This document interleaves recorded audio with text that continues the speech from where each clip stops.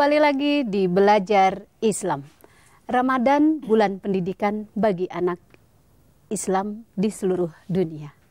Menarik yang disampaikan oleh Mbak Vivi tadi, bahwa di masyarakat Islam Indonesia tentunya ada pelajaran-pelajaran yang menarik dalam mensikapi puasa. Karena puasa ini tidak saja ada di bulan Ramadan, ada latihan-latihan puasa yang dilakukan oleh keluarga-keluarga kita. Bagaimana menyikapi latihan-latihan semacam ini? Apakah ini bisa juga diterapkan oleh anak-anak kita gitu? Iya, iya Mbak Vivi.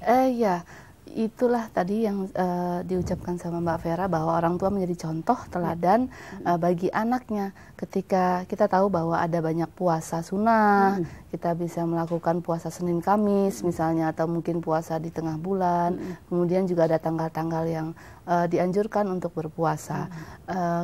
Saya kira yang perlu kita perhatikan adalah bahwa contoh-contoh di dalam kita melakukan puasa ini untuk anak-anak itu tidak hanya di dalam 1 bulan saja, tapi ada 11 bulan lain yang kita bisa mendorong anak supaya mencontoh perilaku orang tua. Ketika anak itu melihat, oh ini bukan bulan Ramadan, tapi kok orang tua saya puasa ya Senin dan Kamis, dia akan bertanya, ini puasa apa Ibu, ini puasa apa Pak? Sehingga kita ada ruang untuk menjelaskan kepada anak bahwa ini adalah bentuk-bentuk latihan yang taruhlah misalnya untuk menghadapi bulan besar nanti di Ramadan, sehingga kamu akan terbiasa dan tidak berat lagi melakukan puasa.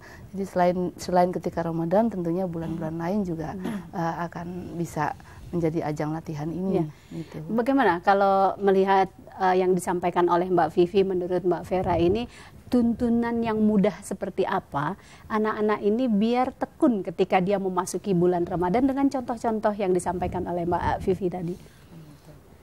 Untuk anak-anak saya kira itu relatif ya gitu. Jadi mereka itu yang penting kita memberikan pemahaman terhadap mereka. Puasa itu apa sih gitu kan? Hakikatnya puasa itu apa gitu.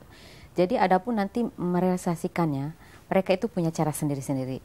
Biasanya ya mereka dimulainya dengan yang mudah-mudah dulu kan gitu kan. Seperti ngikutin Ramadan yang memang itu biasa dilakukan kita pada umumnya umat muslim kan gitu. Nah, setelah itu mereka berawal daripada pemahaman pentingnya puasa itu, saya rasa anak-anak juga akan dengan sendirinya mereka itu melakukan gitu, melakukan puasa selain Ramadan gitu. Jadi ya itu tadi lah gitu, relatif Mbak. Ya, sebenarnya Islam ini kan memberi tuntunan itu secara komprehensif ya. Ketika si anak ini belajar melakukan puasa, ada nilai-nilai sosial. Ketika dia harus melihat bagaimana masyarakat kita yang kehidupannya miskin, dia tidak makan, itu kan salah satu contoh. Bagaimana misalnya Mbak Vera dengan Mbak Vivi memberikan contoh kepada anak-anak untuk di suatu tempat dibawa ke lokasi yang memang benar-benar miskin dan dia tidak pernah makan seperti yang dilakukan ini. Mungkin contoh-contoh itu menarik ya. Iya, silakan Mbak Vera. Seiring dengan usia mereka, seiring dengan cara berpikir mereka dan pola pemikiran anak-anak gitu kan, mereka itu akan melihat gitu, secara relatif juga Mbak gitu ya. Misalnya seperti ini, mereka saya melihat puasa itu bukan hanya sekedar puasa gitu. Oh ternyata puasa itu kita harus bisa menahan emosi. Betul. Oh ternyata puasa itu harus berbagi dengan orang lain gitu kan, bukan hanya puasa saja gitu kan. Pada akhirnya mereka memang akan menemukan jawaban-jawaban sendiri selama kita selalu memberikan pembelajaran gitu terhadap anak-anak gitu. Saya rasa mereka akan menemukan tanpa ada paksaan dan tekanan. Mereka enjoy gitu. Bagaimana menurut tambahan Mbak silakan. Puasa itu atau bulan Ramadan itu kan biasanya identik dengan kegiatan-kegiatan sosial keagamaan. Jadi misalnya ada buka puasa bersama kaum duafa, kemudian ada hitanan massal yang karena biasanya kalau puasa banyak liburnya. Saya kira anak-anak bisa kita libatkan di dalam hal ini, sehingga mereka bersentuhan langsung dengan masyarakat dan bersentuhan langsung dengan problematika di sekelilingnya. Sehingga ketika mereka terlibat, tentu ada perasaan kepedulian, perasaan Ya. sosial yang berkembang, dan ini tentunya menjadi pendidikan juga bagi mereka di bulan Ramadan.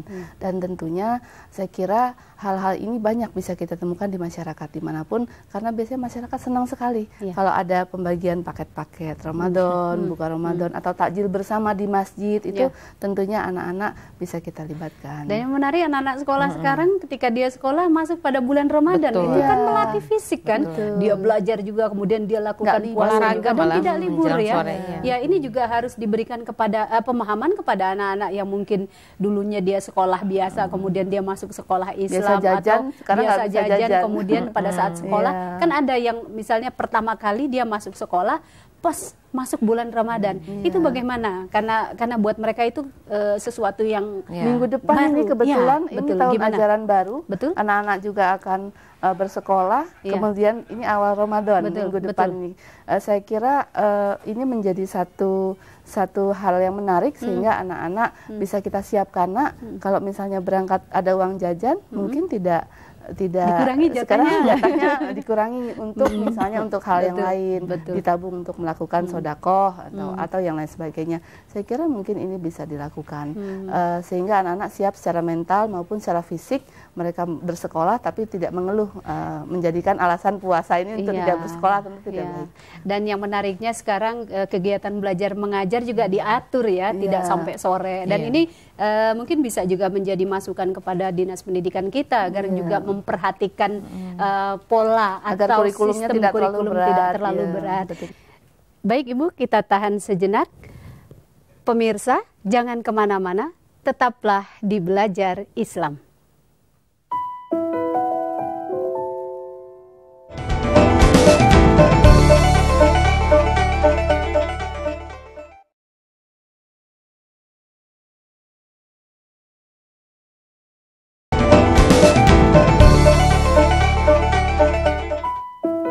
Kembali lagi di Belajar Islam. Ibu-ibu, kita kembali lagi ke diskusi yang semula tadi menarik ya, terkait dengan masalah Ramadan bagi anak-anak kita. Bagaimana Mbak Vivi atau Mbak Vera ini mensiasati tips-tips yang menarik buat anak-anak kita di Ramadan ini? Silakan Mbak Vivi. Iya. Saya kira anak itu kalau kita berikan pemahaman tentu menarik, tapi tentunya ada saat-saat yang berat ketika kita meminta anak untuk sahur misalnya, tengah malam kita bangunkan mereka, kemudian juga mereka harus makan di saat mungkin mereka tidak lapar atau di saat ngantuk gitu. Dan ini tentunya perlu ada kreativitas ya dari kita sendiri sebagai orang tua. Misalnya kita sajikan menu makanan yang ringan, yang sederhana, atau mungkin bisa kita hias masakan itu sudah kita siapkan semalam, tinggal kita hangatkan saja pagi-pagi sehingga kita tidak perlu repot. Kemudian juga yang penting itu selalu mendampingi anak, walaupun kita mungkin tidak bisa mendampingi secara fisik, misalnya anak sekolah, tapi kita juga tahu perkembangan anak di sekolah sehingga ketika dia lemes, dia lapar, dia butuh motivasi untuk meneruskan puasa, kita selalu ada di sampingnya. Ini saya kira tips-tips praktis yang perlu dilakukan oleh ibu-ibu dan juga mungkin ayah, karena ketika anak juga punya contoh dari ayahnya, tentu dia merasa lengkap. Bahwa bukan ibu saja saya yang puasa tapi ayah juga. Kemudian juga mungkin untuk berbuka puasa kita bisa menyediakan menu-menu yang menarik. Misalnya tidak langsung nasi tapi mungkin ada minuman-minuman yang manis yang bisa untuk menyemangati anak. Oh ya, ketika bulan Ramadan ada loh menu-menu khusus yang tidak ditemukan ketika di luar bulan Ramadan. Hal-hal yang sederhana tapi praktis mungkin bisa menjadi. Dan biasanya anak-anak tips itu bagi belanja kita ya semua. sebelum berbuka puasa tuh karena udah nafsunya Iya, begitu. betul. Bagaimana cara ngeremnya itu? Atau dibiarkan saja mereka pengen beli ini, pengen beli itu. Padahal nanti ketika dia berbuka juga nggak semuanya diberi dimakan gitu. Bagaimana? Lapar mata Iya, ya. ini tipsnya seperti apa menghadapi anak-anak yang seperti itu? Kalau saya sederhana sekali ya, maksudnya dalam artian anak-anak diberikan apa sih sukanya ketika berbuka itu. Tidak mesti kan anak itu yang mahal mereka minta gitu kan. Setelah itu ya mereka suka, terus motivasi lah mereka gitu. Pokoknya nanti kalau misalnya puasanya selesai sampai hatam Ramadan, kasih hadiah biasanya anak itu sangat senang sekali gitu. Jadi artinya tidak hal-hal sesuatu seperti yang itu terlihat sederhana, padahal itu luar biasa. motivasi ya, iya, motivasi betul. Motivasi. Nah, terkait dengan perilaku di bulan Ramadan ini kan selain menahan makan, lapar dan segala macam, ini ada ritual ibadah yang memang harus dijelaskan kepada anak-anak terkait dengan masalah zakat. Bagaimana implementasi dari orang tua kita ini, orang ibu-ibu ini selaku orang tua mengajarkan kepada anak-anak, nah kalian harus berzakat. Seperti apa yang dilakukan oleh mungkin dari Mbak Vivi, selain itu mungkin Mbak Vera. Iya, saya kira kalau zakat itu kan sesuatu yang spesial juga. Betul. Tidak ada di luar bulan Ramadan, terutama zakat fitrah. Betul. Jadi kita bisa menerangkan kepada anak ada hal yang istimewa yang akan kamu lakukan misalnya. Apakah itu adalah berzakat? Zakat itu apa? Kita terangkan apa definisi zakat ya dengan bahasa anak-anak tentunya ya, bahwa ada pelajaran untuk ikhlas, untuk merelakan sebagian miliknya menjadi milik orang lain dengan memberikan secara langsung, karena ini kan proses interaksi yang terjadi ketika anak berkomunikasi dengan orang lain. Ini loh saya berikan punya saya, misalnya mungkin zakat fitrah, biasa makan sekian, biasa makan beras atau biasa makan nasi, tapi kita ajarkan anak kita untuk menzakatkan beras. Jadi kalau kita sendiri saja sebetulnya nggak apa-apa, tapi ketika anak dilibatkan, kita ajak anak ke masjid atau ke tempat-tempat lain di mana kita bisa berzakat, tentunya itu menjadi proses yang menyenangkan bagi anak. Saya kira Kalau itu. Mbak Vera bagaimana menerapkan zakat kepada anak-anak kita setelah dia berpuasa? Silakan. Saya begini, jadi kalau di dalam bulan Ramadan kita semua itu adalah rentetan ibadah dalam pengamalan ya Mbak ya. Seperti juga memberikan zakat. Tapi kan sebetulnya kan duduk kita, tidur kita itu kan ibadah gitu. Betul. Apalagi zakat itu kan mereka tahu kita berbagi dengan yang lain. Itu pahala semua kan gitu. Apalagi ketika kita berbagi dengan orang lain, hati kita senang kan. Justru itu bisa memberikan anak-anak itu tambah termotivasi dan meningkatkan imun anak-anak ya justru sebetulnya gitu. Karena ada rasa suka, ada rasa senang gitu kan. Gitu. Jadi saya rasa rentetan ritual Ramadan itu yang semuanya adalah ibadah, itu anak-anak tuh harus paham gitu.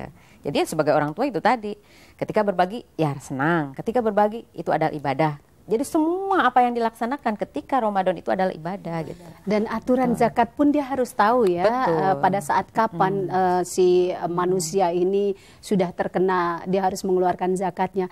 Kira-kira metode apa yang disampaikan oleh anak-anak terkait masalah zakat? Karena zakat ini kan sesuatu yang dimiliki. Sedangkan anak-anak itu kan adalah faktornya adalah milik orang tua.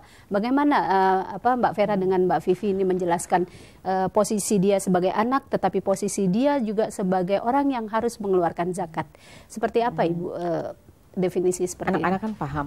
Ketika mereka belajar ilmu fikih, di situ ada ukuran bagaimana mereka berbagi, khususnya zakat fitrah. Kan? Nah, setelah itu mereka bagaimana aturan? Kalau aturan mereka itu berbagi dengan siapa dan diberikan kepada siapa yang berhak diberikan zakat dan siapa yang mengatur zakat gitu kan. Dalam fikih saya rasa anak-anak itu setelah kita beri pemahaman, pengetahuan itu akan melaksanakannya dengan sistematis gitu Mbak ya. Jadi hal-hal seperti itu memang teoritis, tapi ketika dilaksanakan itu akan sangat sistematis gitu. Penuh hikmah. Ada teori-teori yang harus disampaikan ya. Baiklah pemirsa, jangan kemana-mana, tetaplah di Belajar Islam.